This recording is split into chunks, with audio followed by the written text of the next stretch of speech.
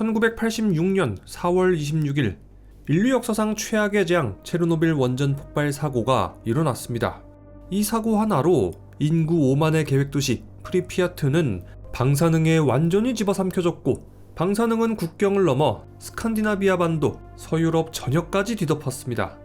초기 대응 과정에서 수백 명이 치명적인 피폭을 당해서 목숨을 잃거나 고통받았고, 이후 수십 년간 수천 명 이상이 암으로 사망했을 것으로 추정됩니다. 결국 발전소가 있었던 도시 프리피아트는 철저히 봉쇄된 채 거대한 유령 도시가 되어버렸습니다. 그렇게 11년이 지난 1997년 미생물학자 넬리 지다노바 박사는 이 죽음의 땅으로 목숨 걸고 들어갔습니다. 한 가지 기이한 현상을 확인하기 위해서였죠. 그리고 박사의 불길한 예감은 적중했습니다. 사고가 났던 제4호기 원자로의 건물벽, 파이프, 전선까지 새까만 곰팡이가 뒤덮고 있었던 거예요. 그녀는 이미 이런 광경을 예상하고 있었습니다. 그래서 그녀는 자신의 이론이 맞는지 확인하기 위해서 원전 사고 현장에 들어갔던 거예요. 자, 그럼 지금부터 원전 사고 현장에 피어난 검은 곰팡이에 대해서 알아봅시다. 원전 사고가 일어난 이후 어느 날 지다노바 박사는 원전 주변 환경을 조사했어요. 이때 지다노바 박사는 이상한 광경을 목격했어요. 그 광경은 바로 흙 속의 곰팡이들이 방사능을 향해서 뻗어나가는 거였죠. 지다노바 박사는 한 가지 가설을 냈습니다. 곰팡이가 방사선 쪽을 향한다면 방사선이 가장 강력한 원자로 내부에는 더 많은 곰팡이가 있지 않을까. 수많은 추측 끝에 그녀는 결심했습니다. 방사능 수치가 가장 높은 최악의 장소, 사고가 났던 제4호기 원자로 내부로 직접 들어가 보기로 말이죠. 물론 이것은 누가 봐도 목숨을 건 미친 짓이었어요. 인간이 맨몸으로 버틸 수 있는 방사능 수치가 아니었으니까요. 하지만 그녀는 일생일대 연구를 코앞에 두고 있었어요. 어쩌면 이 지옥 같은 곳에서 뭔가 엄청난 발견을 할지도 모른다는 좋은 예감도 들었고요. 그래서 그녀는 이 끔찍한 위험을 무릅쓰고 체르노빌 제4호기 원자로 그 죽음의 한가운데로 걸어 들어갔습니다. 그리고 그녀는 그곳에서 두 눈을 의심하게 만드는 광경을 목격했습니다. 원자로의 벽면이 온통 새까만 곰팡이로 빽빽하게 뒤덮여 있었던 거예요. 아니, 그런데 고농도의 방사능 환경에서 생명체가 살아있다는 게 진짜 상식적으로 이해가 되세요? 방사선이 생명체를 뚫고 지나가면 DNA가 다 박살나버리니까 세포 재생도 안 되고, 게다가 방사선이 세포 속의 수분을 때려서 주변 세포막이랑 단백질도 다 파괴하고 맹독성 물질로 변질시켜버려요. 이런 환경에서 도대체 생명이 어떻게 살아있냐, 이 말이에요. 또 한 가지 의문이 있어요. 아니 그래, 곰팡이가 방사능의 환경에서도 살아남는다고 치자고요. 그런데 이 곰팡이들도 뭔가 먹이가 있어야 생존할 텐데 그 먹이 역시도 생명체란 말이죠. 그러면 이 곰팡이의 먹이는 이 방사능의 환경에서 어떻게 살아남은 거냐, 이런 의문이 남아요. 이때 지다노바 박사는 이렇게 생각했어요. 지금 이 장소에 차고 넘치는 건 방사선 말고는 없지 않냐. 이 검은 곰팡이가 방사선을 먹는 것 같다. 지다노바 박사는 이렇게 가설을 세우고 곰팡이를 조사해봤어요. 그런데 놀랍게도 이 가설은 사실이었어요. 이 검은 곰팡이는 마치 식물이 햇빛을 향해 줄기를 뻗듯이 곰팡이의 균사체는 방사선이 나오는 방향을 향해서 뻗어나갔어요. 또 체르노빌 일대를 조사해보니까 이렇게 방사선을 좋아하는 곰팡이가 무려 36종이나 발견됐어요.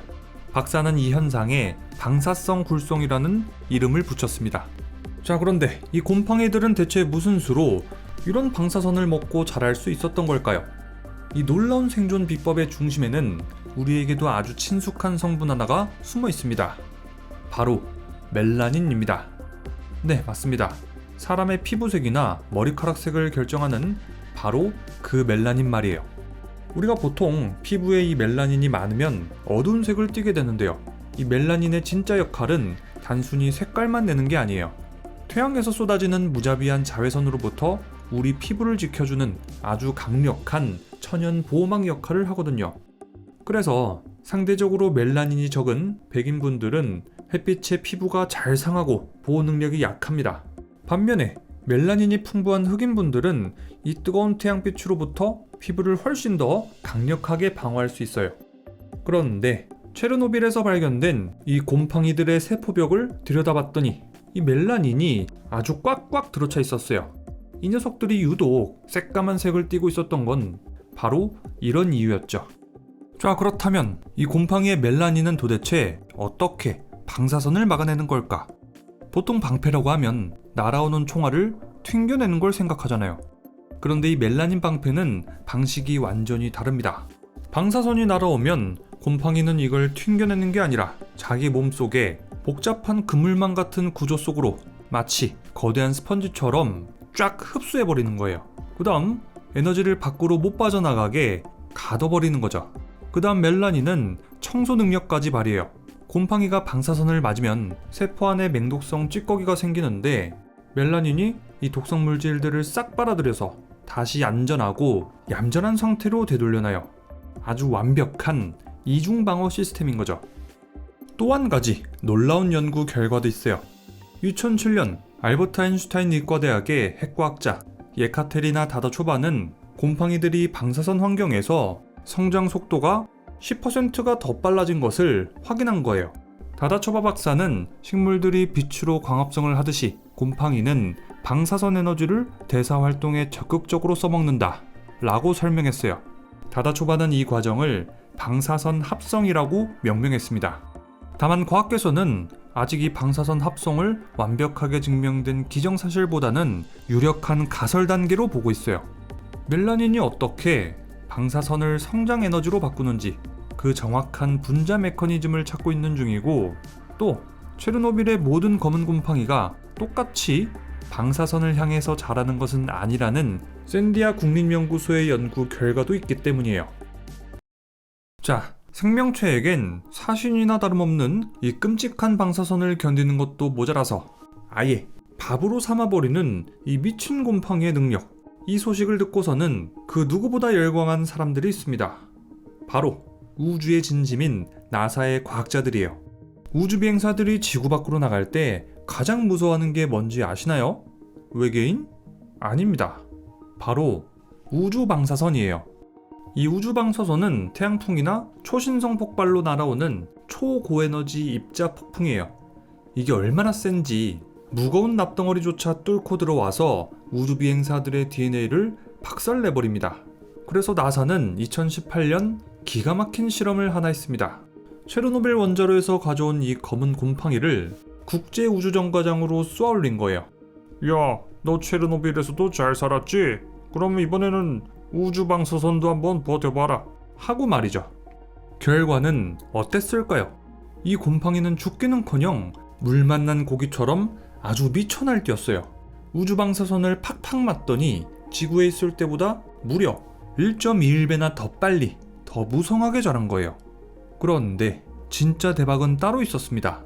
이 곰팡이가 자라면서 아주 얇은 층을 형성했는데 고작 이 얇은 막 하나가 우주방사선을 막아내는 강력한 방패 역할을 해낸 거예요. 곰팡이 몸속에 들어있는 멜라닌 그리고 수분이 날아오는 고에너지 우주방사선을 스펀지처럼 쫙쫙 빨아들인 거죠. 이게 왜 중요하냐면요, 지금 스페이스X나 나사가 화성에 사람을 보내가지고 기지를 지으려고 하잖아요. 그런데 방사선 하나 막겠다고 무거운 금속이나 이런 납덩어리 같은 것들을 우주선에 바리바리 다 싸들고 갈 순 없어요.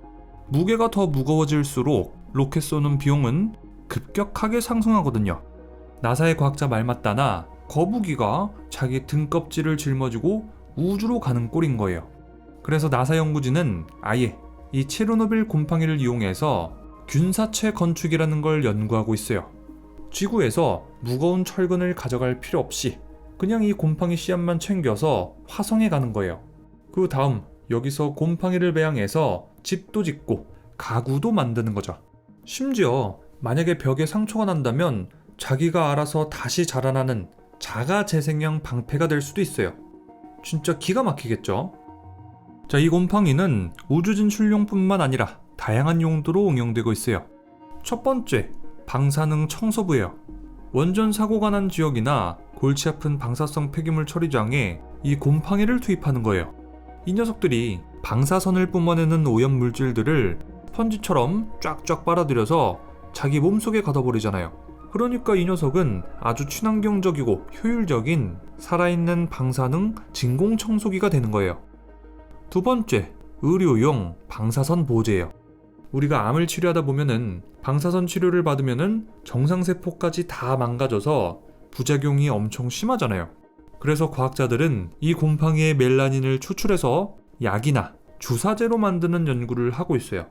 방사선 치료를 받기 전에 이걸 환자에게 투여한다면 멜라닌은 정상세포를 방패처럼 싹 감싸서 부작용을 획기적으로 줄일 수도 있겠죠. 세 번째, 방사선 차폐 페인트예요. 보통 병원의 엑스레이실이나 원자력 발전소의 벽에는 방사선을 막기 위해서 엄청 무겁고 두꺼운 납을 설치하거든요. 그런데 이 곰팡이의 멜라닌을 활용하면 그냥 페인트처럼 벽에 쓱쓱 칠하기만 해도 방사선을 막아내는 슈퍼 코팅제를 만들 수 있어요. 심지어 원전 작업자들이 입는 방호복도 지금보다 훨씬 얇고 가볍게 만들 수 있겠죠. 네 번째, 과학계가 가장 기대하는 건 무한 바이오 배터리예요. 식물은 햇빛을 받아서 에너지를 만들죠. 그 원리를 베껴서 만든 게 태양광 발전이고요. 마찬가지로 방사선을 먹고 에너지를 만드는 이 곰팡이의 능력을 생체에 모방하는 거예요. 이걸 성공시키면 햇빛이 전혀 안 드는 땅속 깊은 곳이나 극한의 환경에서도 전기를 만들 수 있겠죠.